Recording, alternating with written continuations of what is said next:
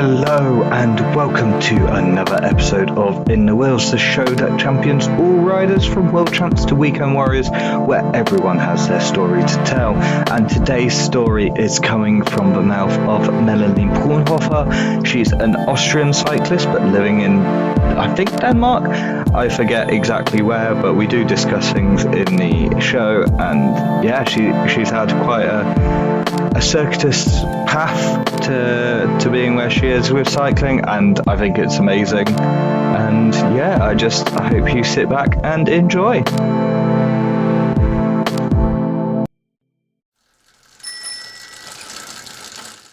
Hello, thank you so much for joining me today. How are you doing?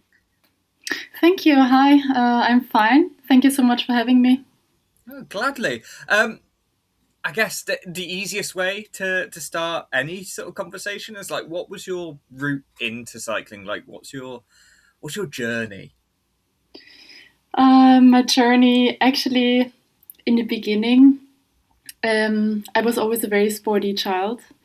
I started off with like track and field, and when I was 13, and my like kind of stepdad, he had a race bike, and they were always on the bike, and I couldn't imagine anything more boring. For me, it was like, okay, you really go on the bike to be out for like 3 hours, no matter if it's raining or yeah, I couldn't imagine that. So, but then later I had to stop my track and field career because of an injury. And I tried some different sports until I came across again an old road bike from my then boyfriend. And I tried it out just around here in Vienna, just going for like 30K. And I just loved it.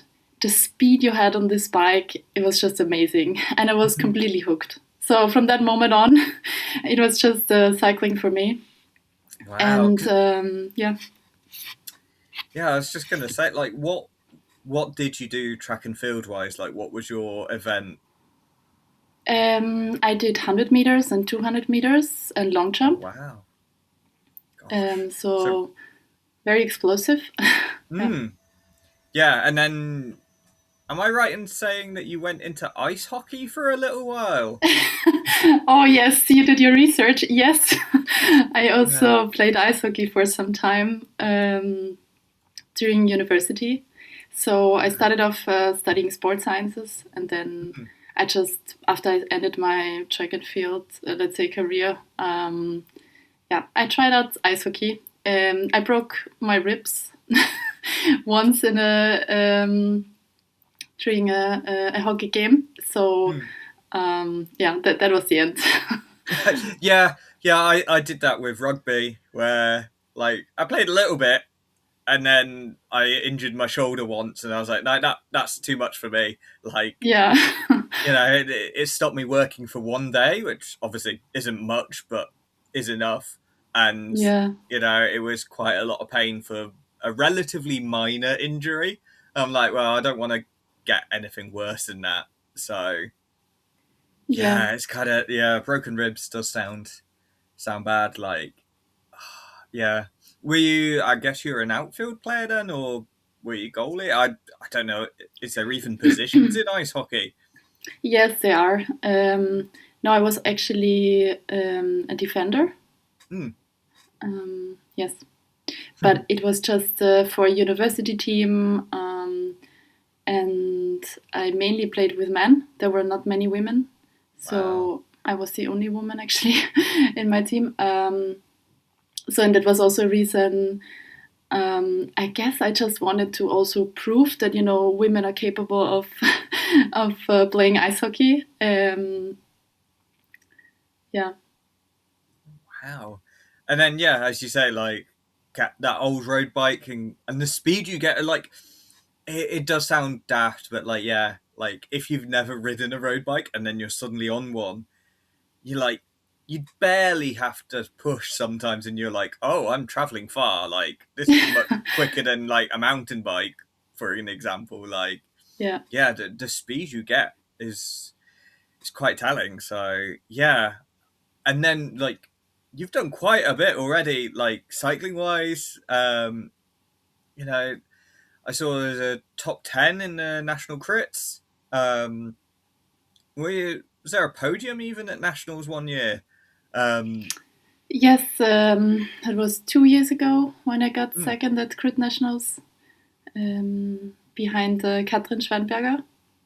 Yeah, I mean she's a very good Yeah. sprinter. Like I think she's won World Yes. Tour sprints or like that level. I'm like, yeah.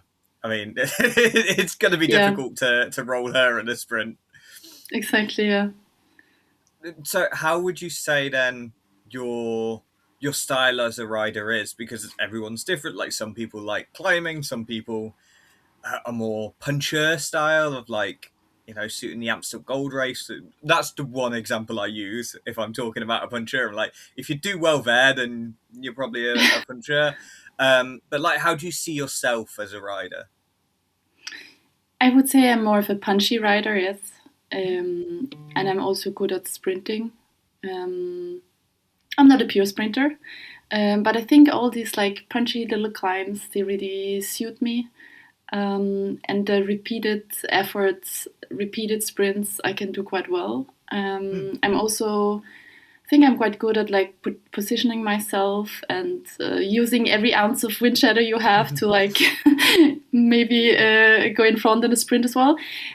So that's why I really love crit racing. I'm also not the most patient rider, so that's something I really would like to work on. Also next year, I really like to go on the attack or to try something out in a race. For me, I know it does not fit really my profile to be that active, but just to sit the whole day in a bunch and do nothing, that's something that's a bit boring for me. So I always need to try something and to be active. So that's what I really love about racing. Yeah. But also in Austria, we have a lot of climbs, and it's a very hilly terrain around here. So it's really nice to just train in a little bit of a mountain area as well. But for racing, it's not my preferred type. Yeah. Yeah, definitely. Sorry, I'm just checking my notes of what what to discuss. But like you've won, I think you've won a couple of crits, maybe. Um, yeah, like how does it feel to do a sprint and like do you know you're gonna win when you launch the sprint? You're like, oh yeah, like this is a clear win, or is it a lot more tense than that? It really depends on the day, and I Hmm. mean, you can have good days, you can have bad days, like everywhere, and also it depends, of course, on the competition. But usually, I'm never sure that I'm going to win the sprint. Like I always, or I mean, if of course, if you go 5 meter ahead and you quickly look back and you know, okay, that's like a huge gap. Yeah, then I take a little bit out. But normally, I always take it to the line, Hmm. and yeah, like for instance that one time when I got second in the national crit championships, that was it was just so close. So I really knew, okay, I could just see that the hole was like that the gap was going up. So I could Hmm. see, okay, actually, if I sneak in here, then maybe I could just make it. And this what happened. But usually, yeah, I always take it to the line. Yeah, yeah, it sounds incredible. And like you've done the was it the Tour de Berlin? I want to say it in a French accent. I don't know why because I I speak German. I know it's the Tour de Berlin. I guess it's the Yeah, DE in front of it makes me automatically try and Frenchify it. yeah. Make it a bit French. But racing for the ACR women um, at the Tour de Berlin. Um, yeah, what was that race like for you? Yeah, so it was actually my first year when I moved to Denmark. Hmm. I just wanted to try racing somewhere else. And the Tour de Berlin, was so special. So there were two races. The first race was also like kind of a grid race or a round race, where you went through the Brandenburger Tor. Or actually, no, we didn't go through. We were passing it, but it was so special, and so many people cheering you on, and a lot of music you could hear. I don't know if you know Seed. It's a very popular German bit of maybe hip hop band, and they were playing Seed and Peter Fox. So it was really like this German surrounding, and a lot of people cheering you on. It was like a great atmosphere. It really a pity that they don't do the race anymore. Yeah, but it was amazing. And also a teammate of mine, she won it in the end. So it was a pretty cool event for us. Yeah. Yeah, definitely. Because then, like, you've been to a few teams now. Currently, you're with Verge. I'm gonna get their name wrong, and I'm dreadfully sorry, Felix, for getting this wrong. But is it like Verge VICC? And then I can't remember the rest. So yeah. Yeah. Fill me in. So from next year on, we are called Bikeleasing Verge VICC. So Bikeleasing Verge is our main sponsor, and VICC is the Vienna International Cycling Club. So this is our like mother club that we split from. And yeah, I'm with them right now. It will be the second year next year. And before that, I was with a Danish team. And yeah, when I started racing, I think it was 2019 I started racing. I was with also at that time a really good national team, Pilachtal. Yeah, and then I just changed to another Austrian team. So yeah, it's my fourth team. Wow. And I guess maybe this is a loaded question, but like, what motivates you to, when you do change teams, like, how does that come about? Is it just, geography based, like you moved to Denmark? That obviously creates issues riding for a Viennese team. It's a bit of a travel just to get down for a local race, so yeah, like what motivates you to change when you do change? Actually, I think from the first team, I actually don't really know. I just wanted to try something different, I guess. I always tried to somehow go into my professional surrounding and into a professional team. Yeah. Up until actually it was in Denmark, I think that was the most. So I was racing with ABC Interklima Copenhagen. They are now called Fries. That was a very professional team. We were also racing many continental races, and I guess I was always trying to develop as a rider and to go into more professional teams as well, and to see which team can support me the best towards reaching my goals. Yeah, I guess that was my main motivation. Yeah. So what are you?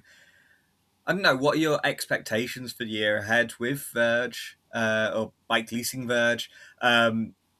Yeah. What are you hoping for? What are your plans? Do you have any goals that you're setting? Because I know they've got you in as what they're calling an experienced rider. I'd like to say, as someone in a similar age group as you, that experienced. I'd still say we're young. We're very young people. Even though some people are retiring from professional ranks at younger ages than I am, we're still very young and still very capable. So yeah, what are your goals for the year?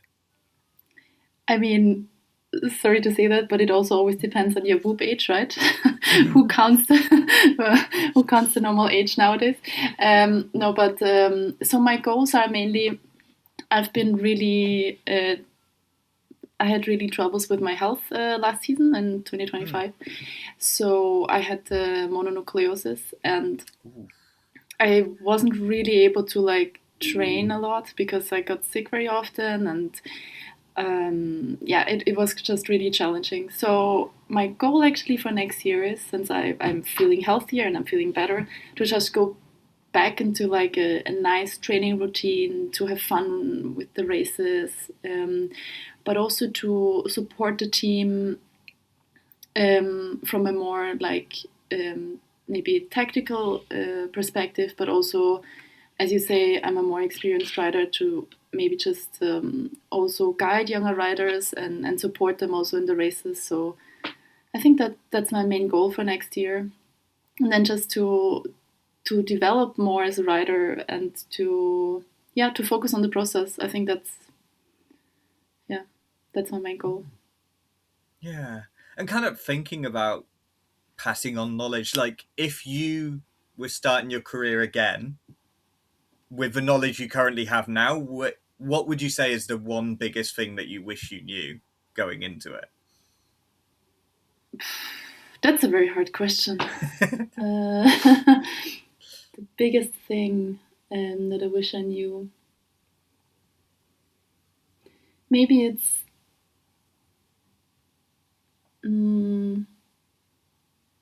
maybe it's that you shouldn't be afraid to ask people for help. Okay. And maybe it's also that getting help from the outside. Meaning that I think when I started cycling, I was also very focused on maybe the race outcome.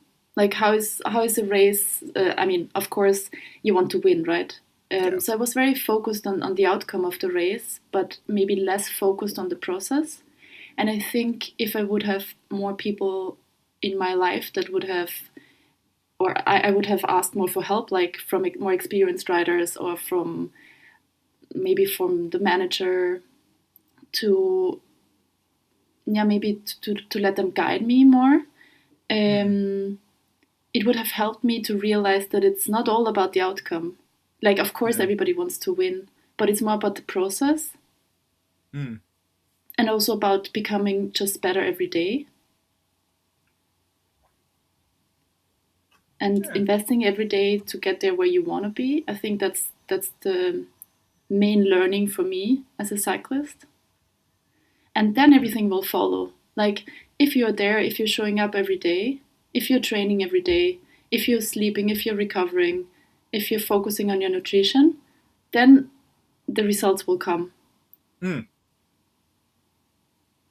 And also, I think when I started as well racing, I mean, Austria is not the biggest cycling nation, so there's not so much experience. But I think that it's very individually focused, and it should be more team focused, because you can never win a race alone. And you only learn that when you are in teams that have more experience, where you realize, okay, actually, every person in this team is contributing so that one person can win. Yeah. Even like, because it's like even on a solo breakaway, the teammates are helping because they're in the bunch. Yeah. You know, monitoring things, making sure that no one tries to get away, and kind of policing it, if you will. Yes. It's not as straightforward as just, even like Tadej, like if he rides off on his own, it's not a solo victory as much as it looks like it. There's still a team that contributes behind the scenes, and But talking about victories, I know you said it's not the most important thing, but it is still clearly an important thing, and it's everything that people want sometimes. If you could win just one victory, that's it for the rest of your career. Imagine I'm Dr. Faustus. This is my deal that I'm offering you. You can win one race, that's it. Nothing else. Like, you might get seconds and thirds in other races, but you'll never win again. What race would you pick?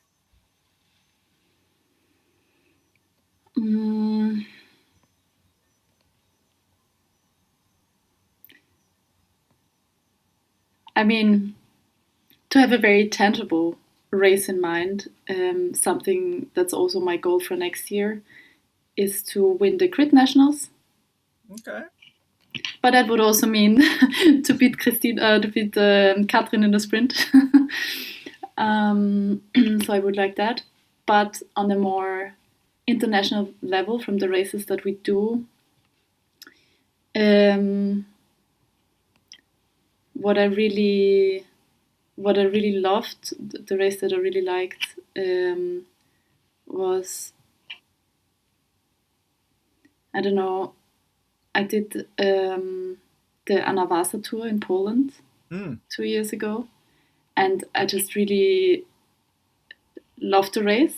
I like that you race on, maybe the roads are not the best. I also think that it's really cool because the roads are not the best, they're not the biggest. There are a lot of little side roads, there are a lot of corners. So it's a bit like also about positioning. You have to play it smart. So I think if I could win a stage there, it would be like amazing. That would be really cool for me. Yeah. I had that written down as a place to talk about. And it's funny how the three main countries that I kind of associate you with are like the Anavassator, which, the flag's red and white. Austria, obviously, red and white flag. And then Denmark is like, your life is just dominated by red and white countries. But like, if you were to win the Crit Nats, would you want to do it in a sprint or would you want to do it solo? Like, what is in this dream scenario where anything can happen, what is your dream to do? I would love to win it in a sprint. Yeah. Yeah.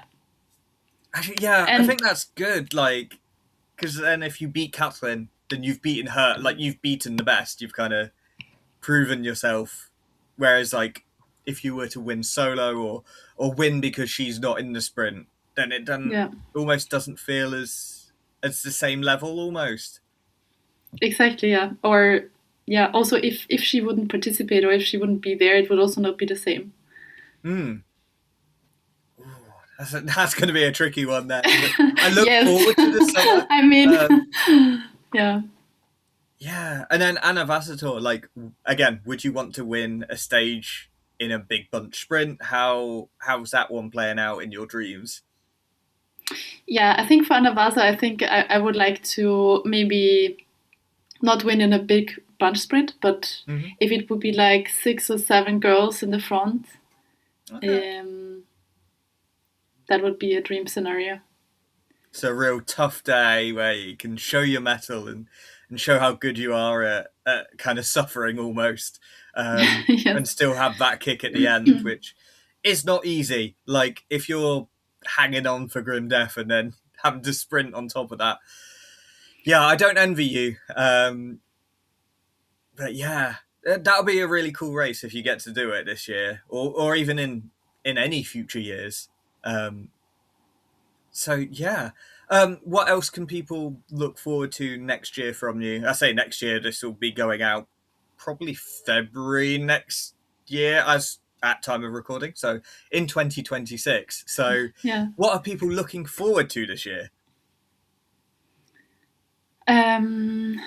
So in the team, we're going to go to Croatia again in February for the 2 UCI races. It's the Porridge Ladies Trophy and the Umag Ladies Trophy.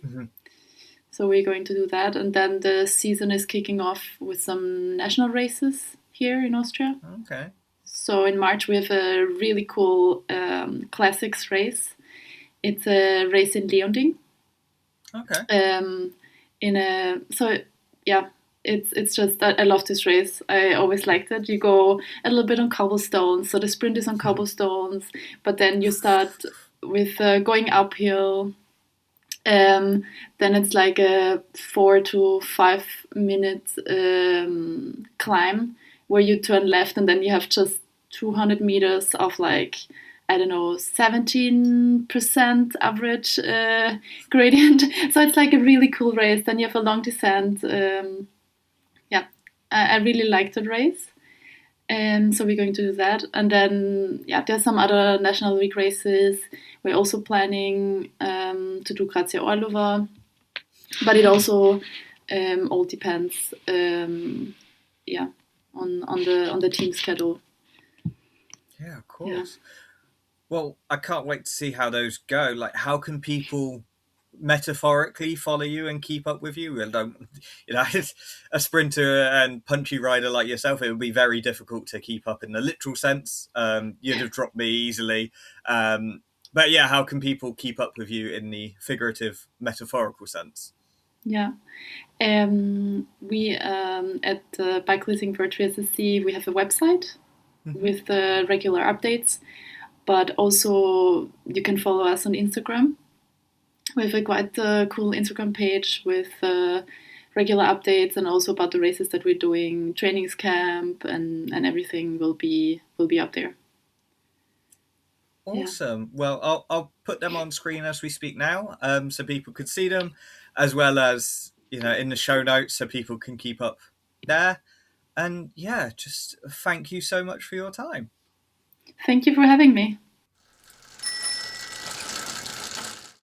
Well, there you go. That was the chat with Melanie. It was a bit of a shorter one, but she is a sprinter, so that kind of makes sense. We've got some hugely exciting things coming up, so do like and subscribe just so you make sure that you are definitely going to get it as soon as it comes out, or at least within the day, because I can't wait to show what we've got in the next few weeks. But until then, we'll see you around.